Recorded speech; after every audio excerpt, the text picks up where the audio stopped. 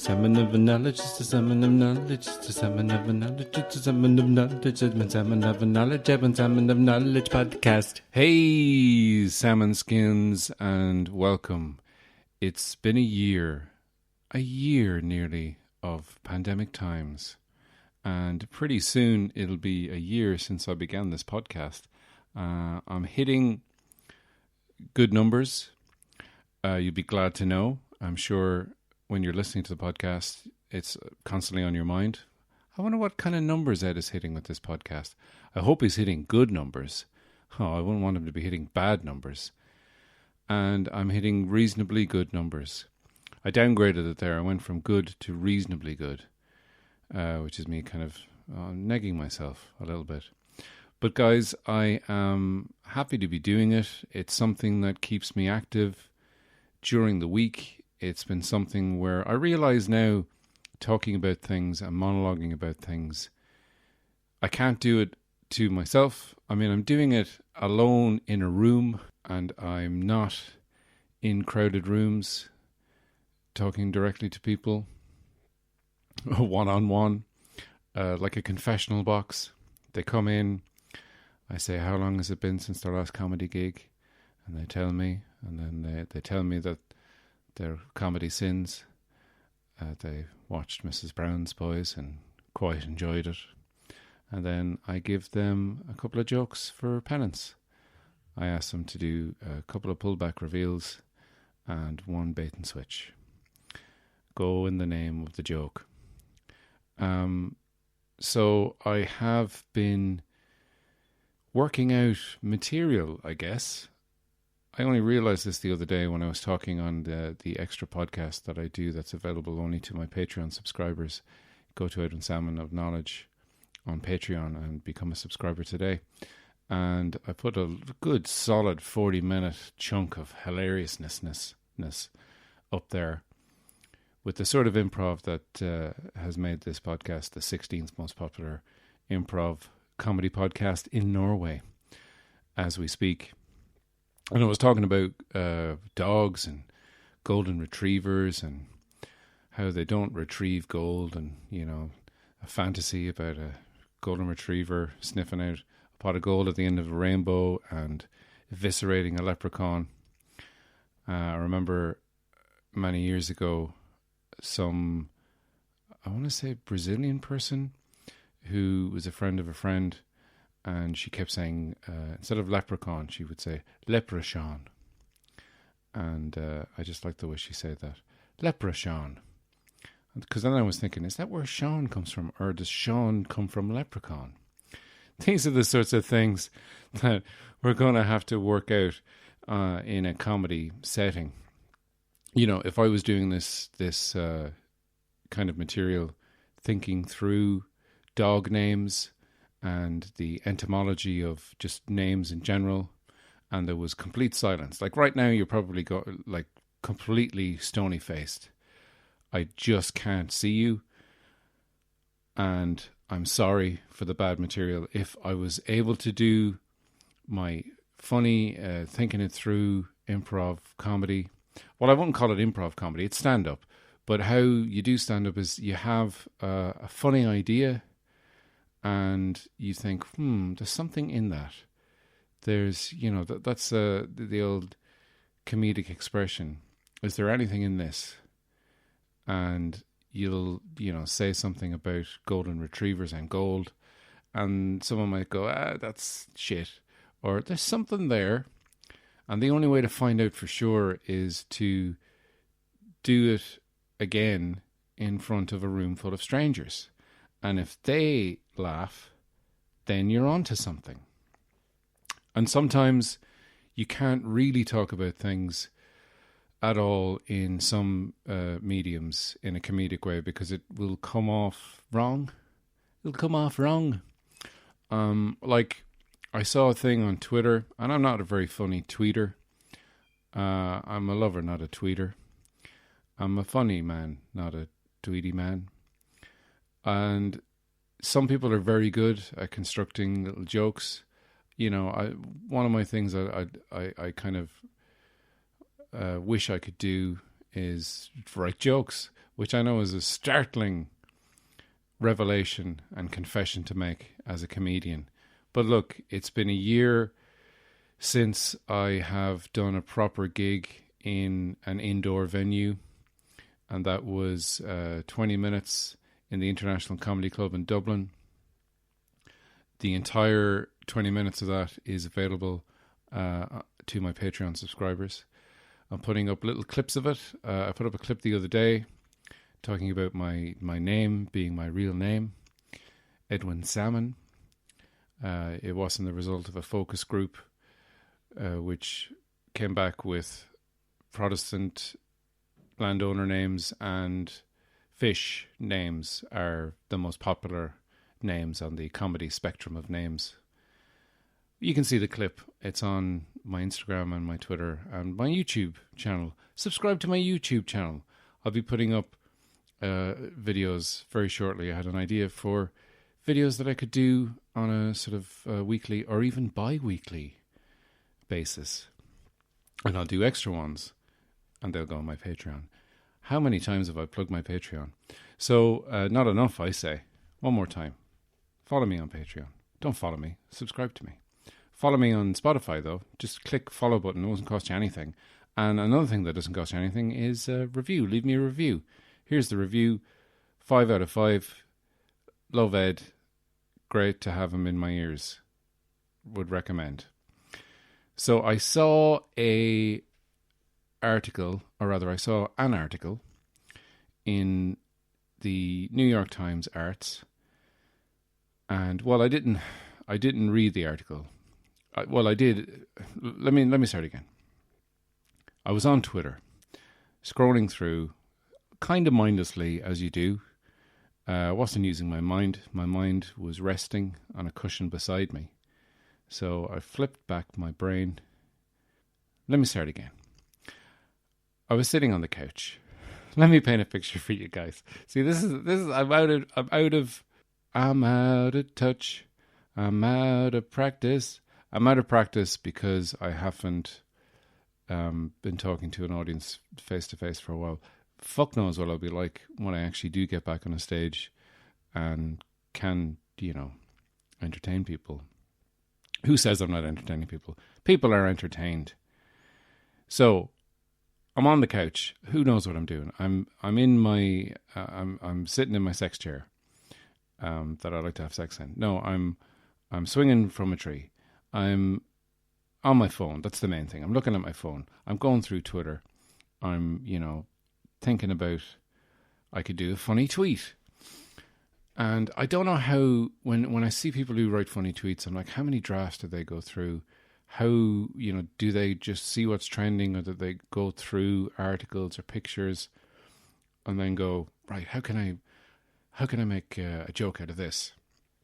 Can I do a pun? Can I do make fun of something, but without it being, just kind of too easy or too silly, or, what'll I do? And I saw an article, the New York Times Arts, and the virus cost performers their work, then their health coverage was the article, right? And there's a quote from it. It says, "You never think it's going to be you," said Robert Fairchild, a former dancer at New York City Ballet, who was nominated for a Tony Award in 2015. "To be dropped like this for my health insurance just feels like such a slap in the face." So the picture accompanying it, though, is a picture of, I don't know if it's Robert Fairchild, it's a picture of a man, short hair and a thin beard, and he has his arms around a vase of kind of like dried flowers on a table, and there's a stark white background, and his head and torso cast a shadow, and it just looks like a flower arranger. I don't know if this is the ballet dancer, but I thought, I know, I'll retweet that and say, yes, the pandemic has been terrible for performers in the arts, especially the flower arrangers. Won't someone please think of the flower arrangers? In an echo of that Simpsons joke. Won't someone please think of the children? So then I went to retweet it, And Twitter basically gave out to me in the form of robotic algorithms, because it said quote tweet, and I pressed the button, and then it said, would you like to read the article first? And I immediately felt bad. I was like, right.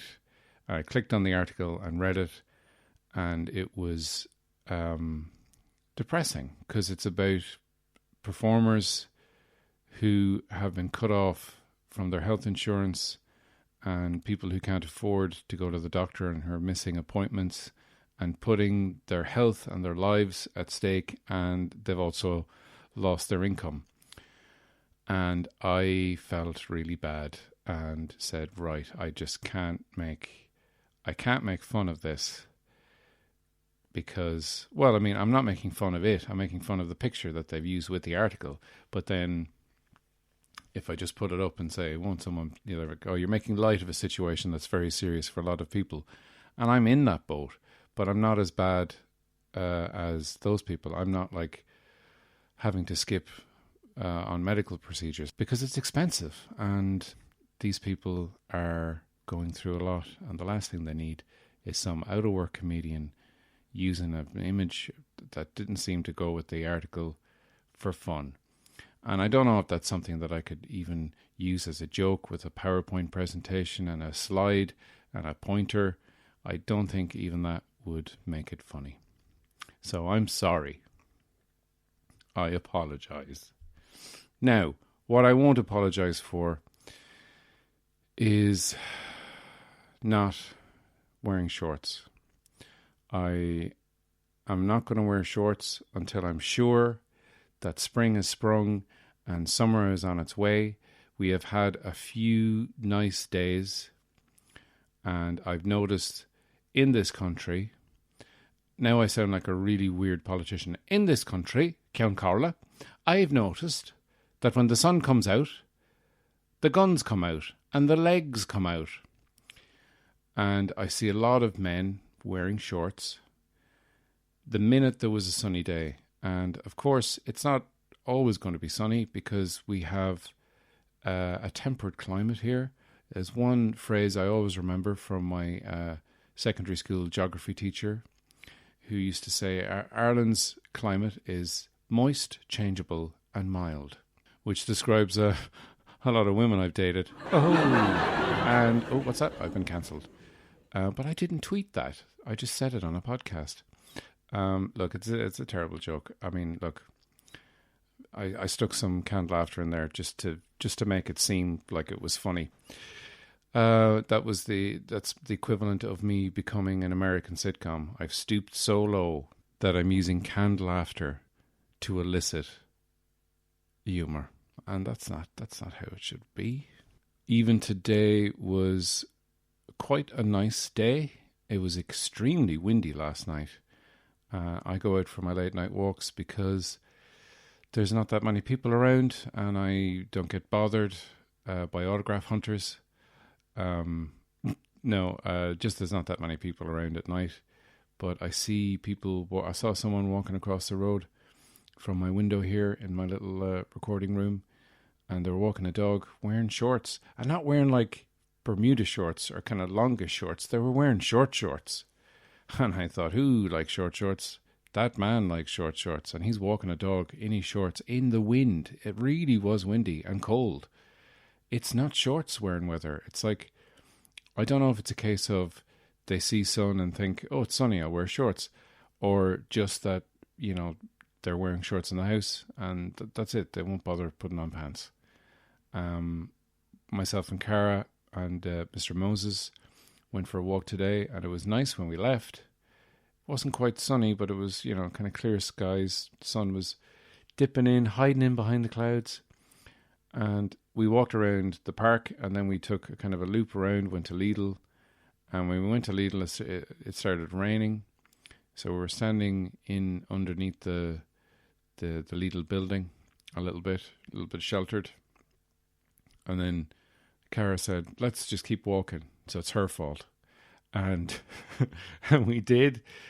And then it really started to hailstone. And then it started to rain. and it was cold rain and windy rain, and then it really started to rain. And the direction we were walking in, the rain was blowing right directly at us. And my hands were cold. My jacket was soaked through, and it soaked through my zippy top underneath my jacket and into my t-shirt. I could feel my man boobs getting wet. Now, I don't have man boobs. I meant my manly chest. Just, because men have breasts too. But I don't have, like, big boobs or anything. I've got, like, wonderful, lovely, strong, hairy man's chest.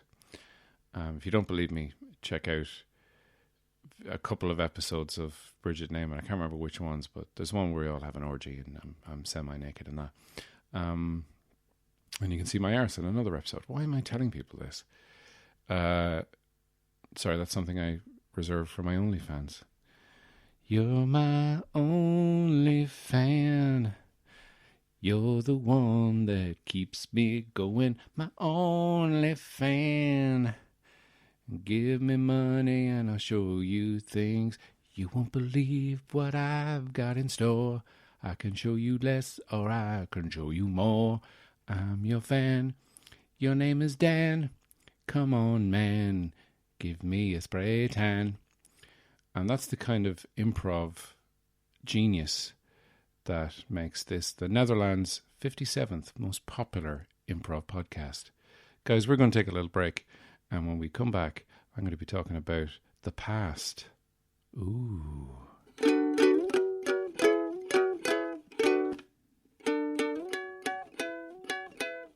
Guys, welcome back to Edwin Salmon of Knowledge. So I recently have become a part of a brand new podcast.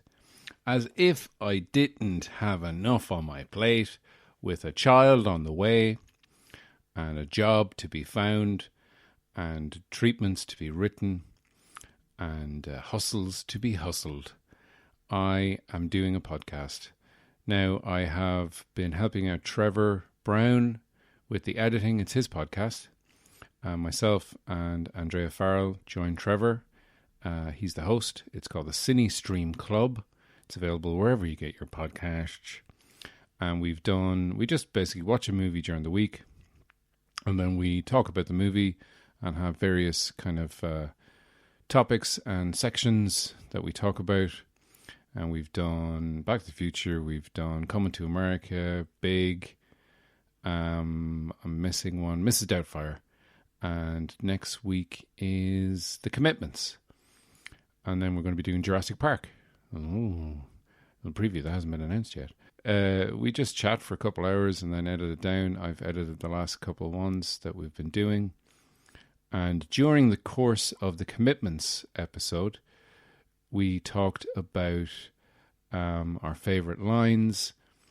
And I mentioned one where one of the characters who sells Jimmy Rabbit all the gear, the amps and stuff that the band use, and he sells it to him on tick, as they say. And then he comes looking for his money. But when he's selling it to him, he's like he's got like a bunny in his hands, and he's like a kind of a you don't know what he is. He's like a gangster, sort of, I don't know, drug dealer or something, who's like got gear, can give him money for gear. A money lender, I guess. You come and break your kneecaps. And he has this wonderful line that I love. And he says to Jimmy Rabbit, "You're forming a band?" And he goes, "Yeah." He says, "I don't know why you bother. Everything's shite since Roy Orbison died." And I love that line. But of course, with all podcasts, there's bits that you don't have, because you have to cut them out for time, or that they're kind of irrelevant, or you're repeating stuff. But there's a little section that I cut out that I just want to play for you guys now, just to give you an indication of the kind of funny bants that go on with me and Andrea and Trev when we're talking on the podcast. And we're talking about the first albums that we ever bought. And my one was on cassette tape. So check this out, a little clip from the Cine Stream Club that you won't hear anywhere else because it won't be on the actual episode. It's just an off-cut. But it's a funny little chat between me and my buddies. I love that line. Everything's shite since Roy Orbison died. Yeah. Because like Roy Orbison only died like maybe 6 months before this movie went into production. Exactly, So that's the Traveling Wilburys were like 89 or 85. 89, yeah. Really? Traveling Wilburys was the first album I ever bought on my 13th birthday in May 1989. Wow. And he died. That was your first album that you bought. That's a very highbrow first album. It's a fantastic album, but it is, it's a very highbrow first album. My first album was the Smurfs. Like I don't even know. It was whatever the album that I Want to Have a Puppy and I Want to Get Stoned was on, whatever that album was. That was like the Smurfs sing the hits of Bob Dylan. That was the first. Literally, it was like I went from the Smurfs. My second album was a Blue album. Then I got Spice World. Yeah, hey, one for the money and oh no, wait, that's not. Wait, what's Blue? That is Blue.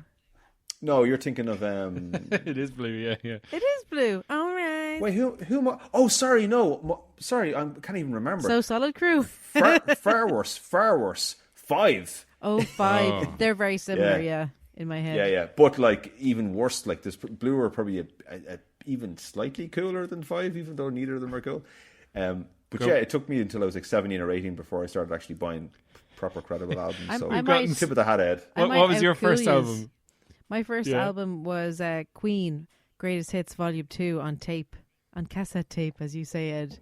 And cassette tape. Now, this might be bending the rules a bit, but I didn't buy it. My mum bought it to shut me up because mum would bring me Christmas shopping with her, and I was 4, and I hated walking around shops. I still do. Fucking hated it.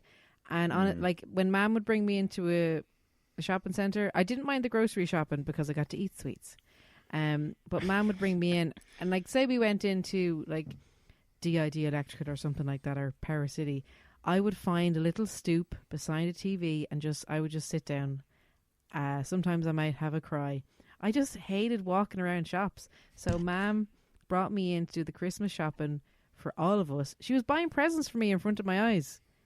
You know, and in front of my own eyes. I hated shopping so much that she bought Queen Greatest Hits on tape, gave me a cassette player, and I just sat on the bus singing it. Play your cassette. I sat on the bus, on the 41 bus going home, singing Fat Bottom Girls Make the Rockin' World Go Round at the top of my voice. Yeah. Volume 2, it's kind of got like the more kind of irregular Queen hits on it. Get on your backs and ride. Yeah. Bicycle is on the Volume 2, I think, as well. Bicycle. Well, bicycle. I mean, you know what they say, the true fans of a band will always buy their greatest hits Volume 2. Yeah. That's how you know a true fan. Yeah. I got a voucher for the local music shop, and I went in and like spent about 20 minutes considering my purchase. And I got the Traveling Wilburys because I knew who Bob Dylan was. I knew who George Harrison was. I didn't know who Tom Petty was or Jeff Lynne. Yeah. And a lot of people still don't know who Jeff Lynne is. Exactly, yeah. Actually, for years I didn't know who Jeff Lynne was, I knew who Roy Orbison was. But and it's true. Everything after 1990 is terrible. There hasn't been a good album released since Roy Orbison died. So that guy was right.